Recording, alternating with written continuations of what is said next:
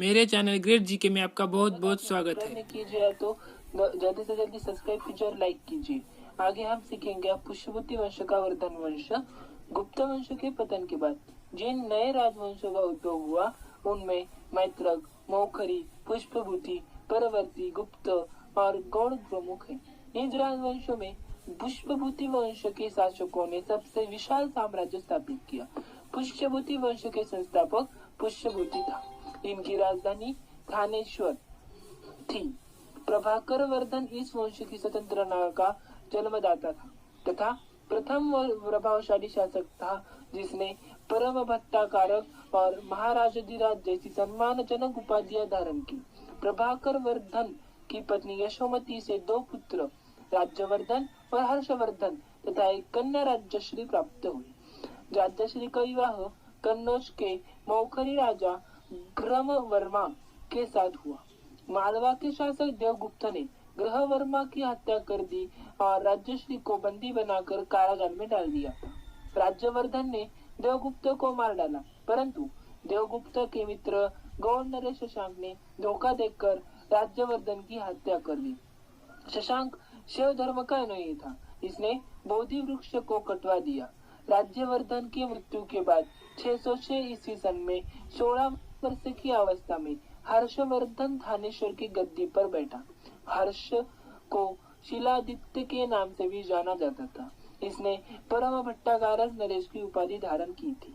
हर्ष ने शशांक को पराजित करके कन्नौज पर अधिकार कर लिया तथा उसने अपनी राजधानी बनाया। हर्ष और पुलकेशिन ने बीच नर्मदा नदी की तट पर युद्ध हुआ जिसमें हर्ष की पराजय हुई। चीनी यात्री हुएनसांग हर्षवर्धन के शासक काल में भारत आया। हुएनसांग को यात्रियों के राजकुमार, नीति का पंडित एवं वर्तमान शाक्य मुनि कहा जाता है। वह नालंदा विश्वविद्यालय में पढ़ने एवं बौद्ध ग्रंथ संग्रह करने से उद्देश्य भारत आया था। हर्ष 641 ईस्वी में अपने दूत चीन भेजे तथा 643 ईस्वी सन में एवं 645 ईस्वी सन में 2 चीनी दूत उसके दरबार में आए। हर्ष ने कश्मीर के शासक से बुद्ध के दंतावशेष बलपूर्वक प्राप्त किए। हर्ष के पूर्वज भगवान शिव और सूर्य के अन्य उपासक थे। प्रारंभ के हर्ष भी अपने कुल देवता शिव का परम भक्त था। चीनी यात्री हुएनसांग से मिलने के बाद उसने बौद्ध धर्म की महायान शाखा को राज्याश्रय प्रदान किया तथा वह पूर्ण बौद्ध बन गया। हर्ष के समय में नालंदा महाविवाद महायान बौद्ध धर्म की शिक्षा का प्रारंभ केंद्र था। हर्ष के समय में प्रयाग के प्रति 5वें वर्ष एक समारोह आयोजित किया जाता था जिसे महामोक्ष परिषद कहा जाता था। हुएनसांग स्वयं छठे समारोह में सम्मिलित हुआ। बाण भट्ट हर्ष के दरबारी कवि थे। उन्होंने हर्ष रचित एवं कादम्बरी की रचना की। दर्शिका, रत्नावली तथा नागानंद नामक 3 संस्कृत नाटक ग्रंथों की रचना हर्ष ने की थी। कहा जाता है कि धावक नाम कवि ने हर्ष से पुरस्कार लेकर उसके नाम से ये तीनों नाटक लिख दिए। हर्ष को भारत का अंतिम हिंदू सम्राट कहा गया है, लेकिन वह न तो कट्टर हिंदू था और न ही सारे देश का शासक ही। हर्ष के अधीनस्थ शासक महाराज अथवा महासामंत कहे जाते थे। हर्ष के मंत्री परिषद के मंत्री को सचिव या अमात्य कहा जाता था। प्रशासन की सुविधा के लिए हर्ष का साम्राज्य कई प्रांतों में विभाजित था। प्रांत को भुक्ति कहा जाता था।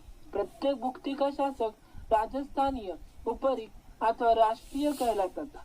हर्ष रचित में प्रांतीय शासक के लिए लोकपाल शब्द आया है। भुक्ति का विभाजन जिलों में हुआ था।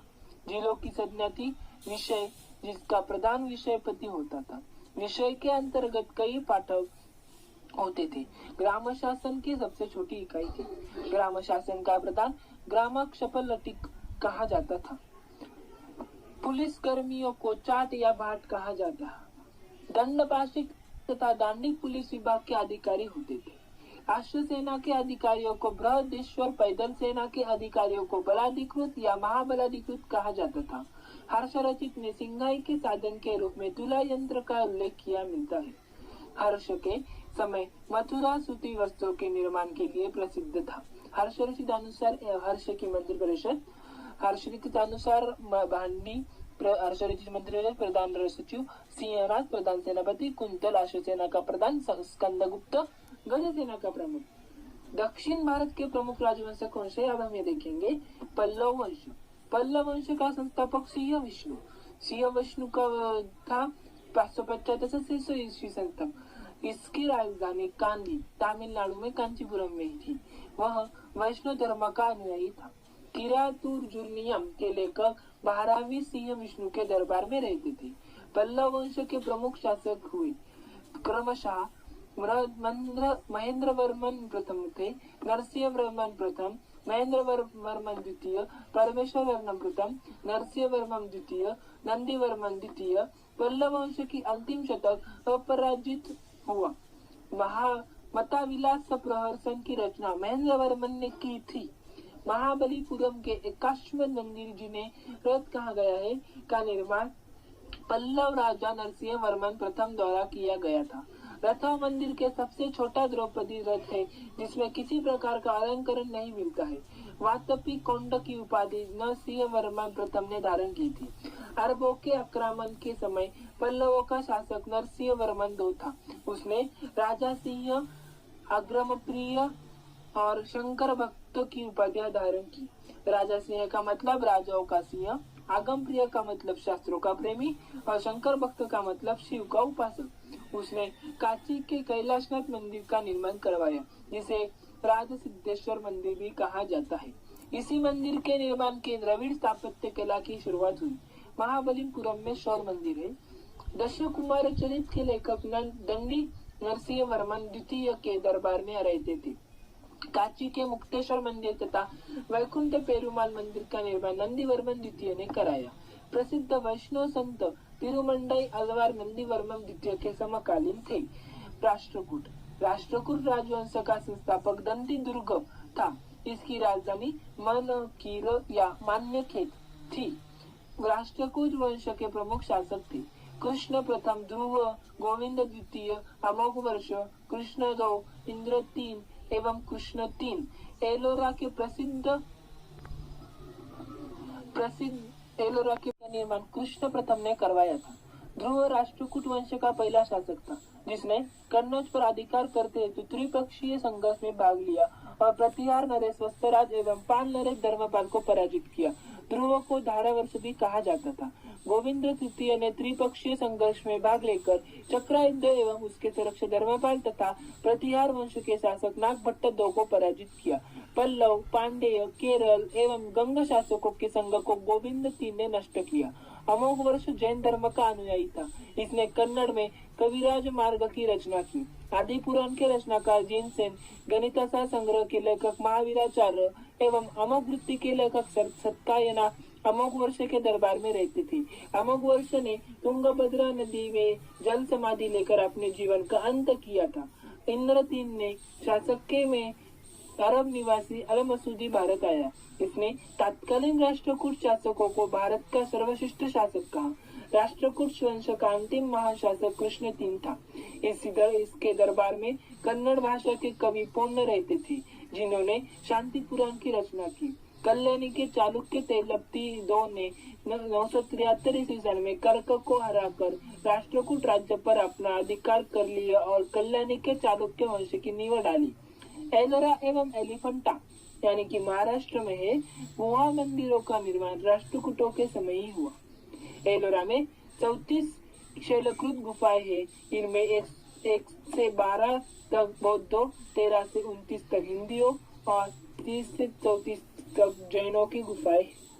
राष्ट्रकूट शैव, वैष्णव, शाक्त संप्रदायों के साथ साथ जैन धर्म की भी उपासक थे। राष्ट्रकूटों ने अपने राज्यों में मुसलमान व्यापारियों को बसने तथा इस्लाम के प्रचार की स्वीकृति दी थी। चालुक्य वंश। कल्याणी के चालुक्य वंश की स्थापना तैलप II ने की थी। राजधानी मान्यखेत। चालुक्य वंश कल्याणी के प्रमुख शासक हुए। तैलप प्रथम, तैलप द्वितीय, विक्रमादित्य, जयसिंह, सोमेश्वर II, विक्रमादित्य 6, सोमेश्वर III एवं तैलप III। सोमेश्वर प्रथम ने मान्यखेत से राजधानी हटाकर कल्याणी को बनाया। इस वंश का सबसे प्रतापी शासक विक्रमादित्य 6 था। विल्लन एवं विद्यानेश्वर विक्रमादित्य 6 के दरबार में ही रहते थे। मिताक्षरा नामक ग्रंथ की रचना महान विद्यावेत्ता विज्ञानेश्वर ने की थी। विक्रम देवचरित की रचना विल्लन ने की थी। इसमें विक्रमादित्य 6 के जीवन पर प्रकाश डाला गया है। चालुक्य वंश वातापी। जय सिंह ने वातापी के चालुक्य वंश की स्थापना की, जिसकी राजधानी वातापी थी। इस वंश के प्रमुख शासक थे पुलकेशिन प्रथम, वित्तिकर्मन, पुलकेशिन द्रोण, विक्रमादित्य, वीणादित्य एवं विजयादित्य। इनमें सबसे प्रतापी राजा पुलकेशिन द्रोण था। महाकूट स्तंभ से प्रमाणित होता है कि पुलकेशिन द्रोण बहुत सुवर्ण एवं अग्निष्टोम यज्ञ संपन्न करवाया था। जितेंद्र का मेघूती मंदिर पुलकेशिन द्रोण ने बनवाया था। पुलकेशिन द्रोण ने हर्षवर्धन को हराकर परमेश्वर की उपाधि धारण की थी। इसने दक्षिणापदेश्वर की उपाधि भी धारण की थी। पल्लव वंशी शासक नरसिंह वर्मा प्रथम ने पुलकेशिन द्रोण को लगभग 682 ईस्वी में परास्त किया और उसकी राजधानी बादामी पर अधिकार कर लिया। संभवतः इसी युद्ध में पुलकेशिन द्रोण मारा गया। इसी विजय के बाद नरसिंह वर्मन ने वातापी कोड की उपाधि धारण की। ऐहोल अभिलेख का संबंध पुलकेशिन द्रोण से है। लेखक है इसके रवि कीर्ति। अजंता के एक गुहा में चित्र में फारसी दूत मंडल को स्वागत करते हुए पुलकेशिन द्रोण को दिखाया गया है। वातापी का निर्माण करता कीर्तिवर्मन द्रोण को माना जाता है। मालावा को जीतने के बाद विनयादित्य ने सकलोत्तर पथनाथ की उपाधि धारण की। विक्रमादित्य द्रोण के शासन काल में ही दक्कन में अरबों ने आक्रमण किया। इस आक्रमण का मुकाबला विक्रमादित्य के भतीजा पुलकेशी ने किया। इस अभियान की सफलता पर विक्रमादित्य द्रोण ने इसे अवनीशनाचार्य की उपाधि प्रदान की थी। विक्रमादित्य द्रोण की प्रथम पत्नी लोक महादेवी में पटदकल में विरूपाक्ष महादेव मंदिर तथा उसकी दूसरी पति त्रिलोक की देवी ने त्रैलोकेश्वर मंदिर का निर्माण करवाई। इस वंश का अंतिम राजा कीर्तिवर्मन द्वितीय था। इसके सामंत दंती दुर्ग ने परास्त कर एक नए वंश की स्थापना की, चालुक्य वंश। बेंगी के चालुक्य वंश का संस्थापक विष्णुवर्धन था। इसकी राजधानी बेंगी में थी।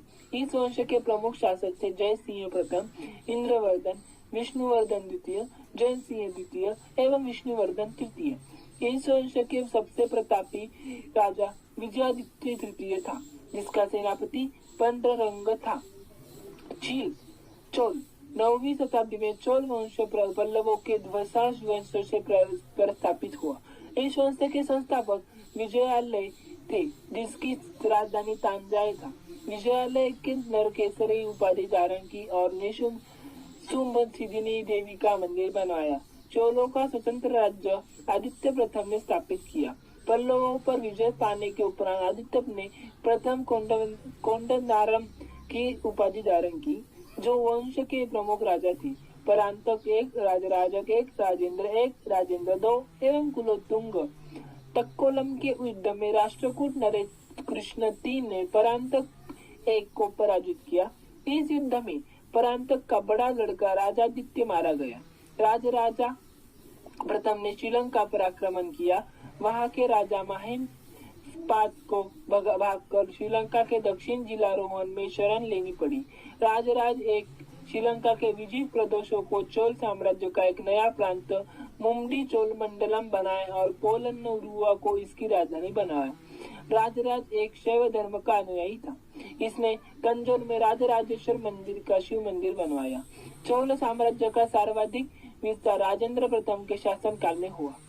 बंगाल के पाल शासक महिपाल को पराजित करने के बाद राजेंद्र प्रथम ने गंगेकोंड चोल की उपाधि धारण की और नवीन राजधानी गंगेकोंड चोलपुरम के नक्के चोलमंगम नामक विशाल तालाब का निर्माण करवाया। गजनी का सुल्तान महमूद राजेंद्र प्रथम का समकालीन था। चोल काल में भूमिया के प्रकार: वेलंदगन व गाई गैर ब्राह्मण किसान स्वामी की भूमि, ब्रह्मदेय ब्राह्मणों को उपहार में दी गई भूमि, शाला भोग किसी विद्यालय के रख रखाव के भूमि, देवदान या तिरुनमंतकनी मंदिर को उपहार में दी गई भूमि, पलिंच मंदम जैन संस्थानों को दान गई भूमि। राजेंद्र दो ने प्रकरिसी की एवं वीर राजेंद्र ने राजकेसरी की उपाधि धारण की। चोल वंश का अंतिम राजा राजेंद्र III था। चोलों एवं पश्चिमी चालुक्य के बीच शांति स्थापित करने में गोवा के कंदम शासक जयकेश प्रथम ने मध्यस्थी की भूमिका निभाई थी। विक्रम चोल एवं अभाव एवं अकाल से ग्रस्त गरीब जनता से राजस्व वसूल कर चिदम्बरम मंदिर का विस्तार कराया था। कोलोन्तुंग ने चिदम्बरम मंदिर में स्थित गोविंदराज की मूर्ति को स्थापन में फेंकवा दिया। कालांतर में वैष्णव आचार्य रामानुजन के उक्त मूर्ति का पुनरुद्धार किया और उसे तिरुपति के मंदिर में प्राण प्रतिष्ठित किया। चोल प्रशासन में भाग लेने वाले उच्च पदाधिकारियों को पेन्नुम्बरम एवं निम्न श्रेणी के पदाधिकारियों को शेरुंदरम कहा जाता था। संपूर्ण चोल साम्राज्य 6 प्रांतों में विभक्त था। प्रांत को मंडलम कहा जाता था। मंडलम कोट्टम नाडु में एवं नाडु कई कोर्रमों में विभक्त था। नाडु की स्थानीय सभा को नाटुर एवं नगर की स्थानीय सभा को नगरतार कहा जाता था। स्थानीय स्वयं शासन चोल प्रशासन की मुख्य विशेषता थी। ऊर सर्वसाधारण लोगों की समिति थी जिसका कार्य होता था सर्वसार्वजनिक कल्याण के लिए तालाबों और बगीचों के निर्माण हेतु गांव की भूमि का अधिग्रहण करना। सभा या महासभा यह मूलतः अग्रहार ब्राह्मण बस्तियों की सभा थी जिसके सदस्य को पेरुमक्कलम कहा जाता था। यह सभा वारियम नाम की समितियों के द्वारा अपने कार्यों के निकट वृक्ष के नीचे या तालाब के किनारे होती थी। व्यापारियों की सभा को नगरम कहते थे। चोल काल में भूमि कर उपज 101/3 भाग में हुआ करता था। गांव में कार्य समिति की सदस्य के लिए जो वेतनभोगी कर्मचारी रखे जाते थे उन्हें मध्यस्थ कहते थे। ब्राह्मणों को दी गई कर मुक्त भूमि को चतुर्वेदी मंगलम एवं दान दी गई भूमि ब्रह्मदेय कहलाती थी। उत्तर मेरु अभिलेख के अनुसार सभा की सदस्यता क्या थी ये देखेंगे। सभा की सदस्यता के लिए इच्छुक लोगों को ऐसे भूमि का स्वामी होना चाहिए जहाँ से भू राजस्व वसूला जाता था। उनके पास अपना घर होना चाहिए। उनकी उम्र 35 से 70 के बीच होनी चाहिए। उन्हें वेदों का ज्ञान होना चाहिए। उन्हें प्रशासनिक मामलों की अच्छी जानकारी होनी चाहिए और ईमानदार होना चाहिए। यदि कोई पिछले 3 सालों में किसी समिति का सदस्य रहा है तो वह किसी और समिति का सदस्य नहीं बन सकता। जिसने अपने या अपने संबंधियों के खाते जमा नहीं करवाए हैं वह चुनाव नहीं लड़ सकता है। चोल सेना का सबसे संगठित अंग था पदाति सेना। चोल काल में काशु सोने के सिक्के थे। तमिल कवियों के जयंगोंदे प्रसिद्ध कवि था जो कुलोत्तुंग प्रथम का राजकवि था। उसकी रचना है कलिंगतु परमी। कंबन, ऐटोक्य कुट्टम और पुंगलेंदी को तमिल साहित्य का त्रिरत्न कहा जाता है। पंप, पोन्न एवं रन्न कन्नड़ साहित्य के त्रिरत्न माने जाते थे। पर्सी ब्राउन ने तंजौर के बृहदेश्वर मंदिर के विमान को भारतीय वास्तुकला का निकष माना है। चोलकालीन नटराज प्रतिमा को चोल कला या सांस्कृतिक सार या निचोड़ कहा जाता है। शैव संत ईशान शिव पंडित राजेंद्र एक के गुरु थे। चौल काल का सबसे महत्वपूर्ण बंदरगाह कावेरी पट्टनम था। बहुत बड़ा गांव जो एक इकाई के रूप में शासित किया जाता था तनियर कहलाता था। उत्तर मेरु शिलालेख जो सभा संस्था का विस्तृत वर्णन उपस्थित करता है परंतक प्रथम के शासन काल से संबंधित है। चोलों की राजधानी कालक्रम के अनुसार थी। उरेयूर, तंजौर, गंगैकोट, चोलपुरम एवं कांची। चोल काल में सड़कों के देखभाल बगान समिति करती थी। चोल काल में आम वस्तुओं के आदान प्रदान का आधार दान था। चोल काल के विशाल व्यापारी समूह निम्न थे। वलंजियार, नानादेशी एवं मणिग्रामम। विष्णु के उपासक अलवार एवं शिव के उपासक नैनार संत कहलाते थे। इस वीडियो में इतना ही। धन्यवाद। Subscribe my channel and press the bell icon for notification.